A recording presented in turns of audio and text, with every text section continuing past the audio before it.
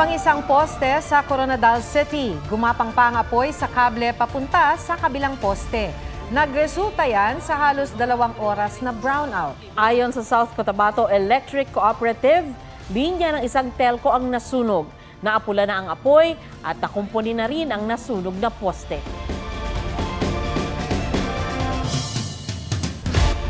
Winasak ng naglalakihang alon ng halos 30 bahay sa Isla Puting Bato sa Tondo, Maynila. Binaha naman ang ilang lugar sa Metro Manila dahil sa maghapong pag-ulan. May report si Rafi Tima.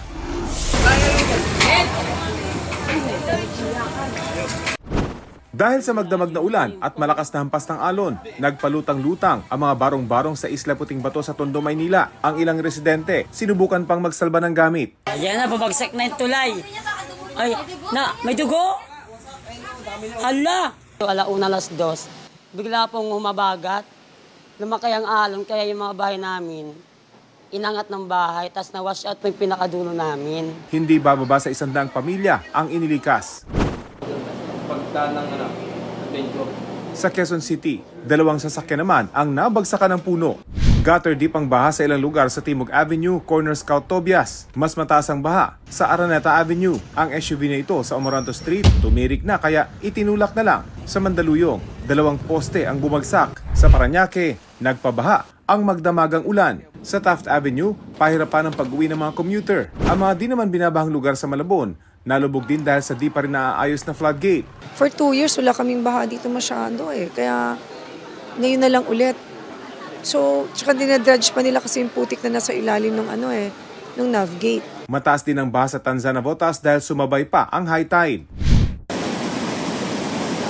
Binabantayan naman ng mga otoridad ang Molino Dam sa Bacoor, Cavite na malapit ng umapaw. Malakas din ang agos sa Prinza Dam sa hangganan ng Bacoor at Las Piñas. Dahil dito at sa high tide, binaha ang ilang lugar. Sa Bulacan, biglang taas ang baha na umabot na ng hanggang dibdib. Force evacuation na po sila. Malakas po yung agos. Gaya dito yung sinasabi nila sa Libis na inabot ng hanggang dibdib, hanggang liig. Aabot sa 43 pamilya o 181 na individual ang inilikas sa Taliptip Elementary School. Non-stop naman daw ang pagtatrabaho ng Meralco para maibalik ang supply ng kuryente sa mga lugar na apektado ng bagyo sa NCR, Cavite, Laguna at Rizal. Rafi Tima nagbabalita para sa GMA Integrated News. Nagsuspinde ng mga biyaheng pandagat ang ilang lugar sa Bicol Region. Maraming bayan naman sa Occidental Mindoro ang nakaranas ng malawakang pagbaha. May report si Jasmine Gabriel Galban ng GMA Regional TV. Malalakas na hampas ng alon ang naranasan sa Batangas City.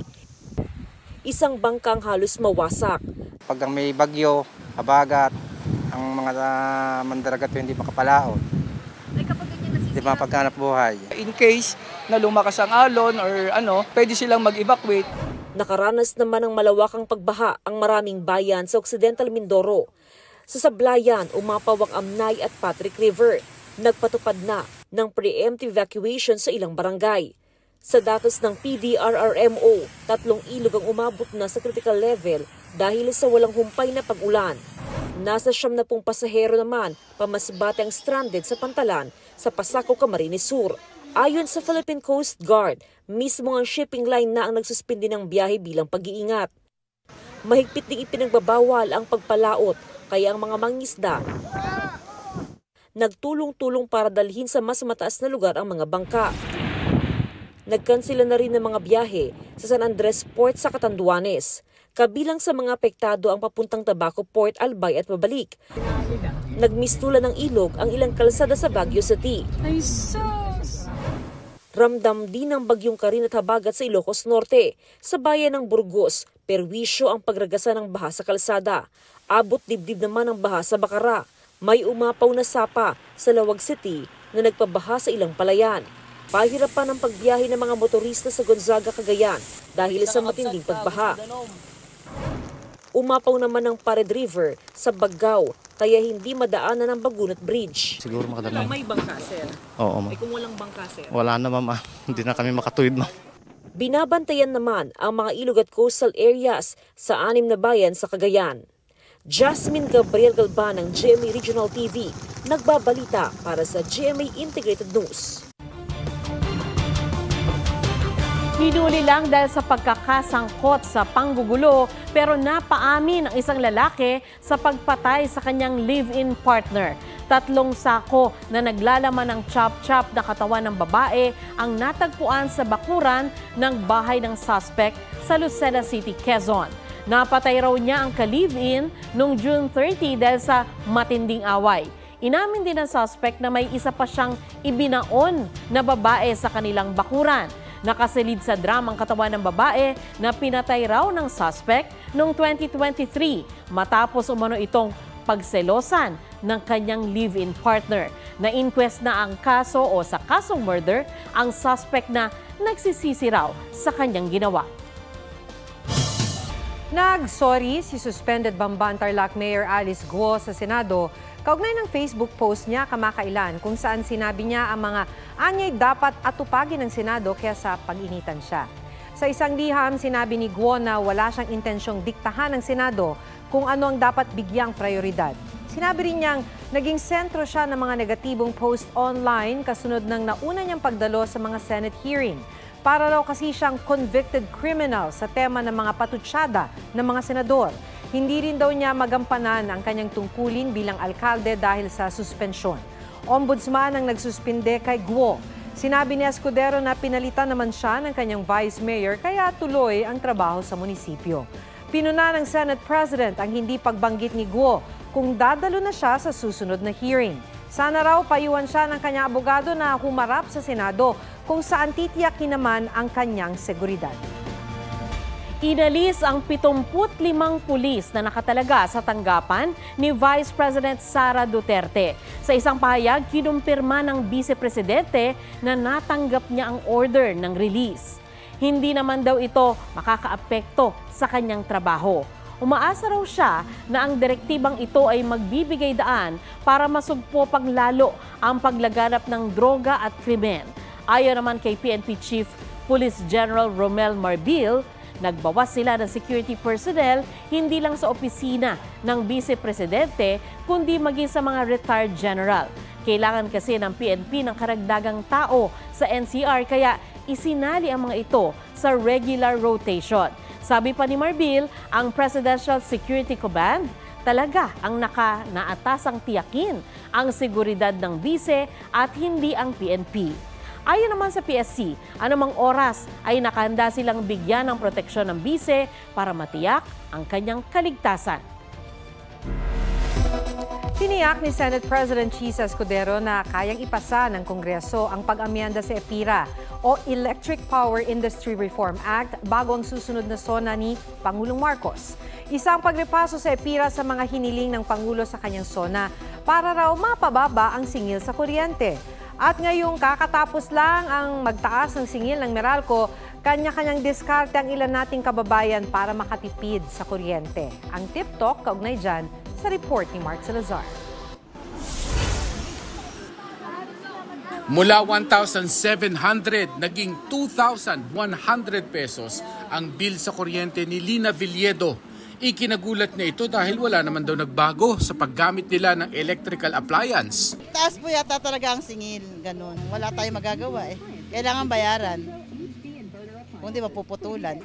Diskarte raw niya yayain ng mga anak at apo sa labas ng bahay kapag di mainit ang panahon. Pagka naman, lalabas kami, patay ang electric fan. Ito, pamaypay, ginagamit. Pag tulog, ilang ilaw lang yung nakabukas, halos isa lang. Para may maliwanag naman. That's electric fan. Para makatipid, ice box naman ang gamit ni Rudy Blando kaysa refrigerator. Pag sa tubig, lagi ako nakakulir para hindi lang tipid sa kuryente, tipid sa pera. Kung meron man mga kailangan ilagay sa ref, dito na lang sa cooler. Kung gustong mas makatipid sa kuryente, payo ng eksperto, laging i-unplug ang mga appliance na hindi ginagamit. Hindi naman siya ginagamit. So sayang nag-consume pa rin siya ng energy. Any appliance na merong LED lights, particularly television, nakasaksak, makikita mo may pula. Ibig sabihin nun, kumukonsumo ng kuryente yon. Lagi ring linisin ang filter ng aircon. Kung gagamitin ngayong hindi na ganun kainit, iset ang temperatura sa 25 degrees Celsius. Iwasan ma-overload ang refrigerator para mas makaikot ang hangin sa loob. Gumamit din ng LED bulb dahil 20 to 30% daw na mas mababa ang konsumo nito. At the end of the day, when you are energy efficient, you save on energy, and the consequence of that is you save on your energy costs and your bill will be cheaper. Mark Salazar, nagbabalita para sa GMA Integrated News. Nakataas ngayon ang heavy rainfall warning sa ilang lugar dahil sa habagat na pinalalakas ng bagyong Karina. Ayon sa Pag-asa, nakataas ang orange rainfall warning sa Batangas. Yellow rainfall warning naman sa Zambales, Bataan, Pampanga, Tarlac, Metro Manila, Cavite, Laguna at ilang lugar sa Quezon Province. Paalala ng Pag-asa, may banta ng pagbaha sa mga lugar na yan. Magtatagal ang mga babala ng malalakas na pag-ulan hanggang 2:00 ng madaling araw. Ang latest naman sa bagyong Karina, huli itong namataan ng Pag-asa 320 kilometers northeast ng Itbayat, Batanes. May lakas itong aabot ng 150 kilometers per hour at bugsong aabot ng 185 kilometers per hour. Nakataas ngayon ang Tropical Cyclone Wind Signal number 2 sa Batanes, Signal number 1 sa Babuyan Islands, northern portion ng mainland Cagayan, northern portion ng Ilocos Norte. Base sa forecast track ng Pag-asa, Huwebes ay inaasahang nasa labas na ng Philippine Area of Responsibility ang bagyo. Isang babayang nasawi sa Illinois sa Amerika matapos barilin ng pulis na hiningan niya ng tulong.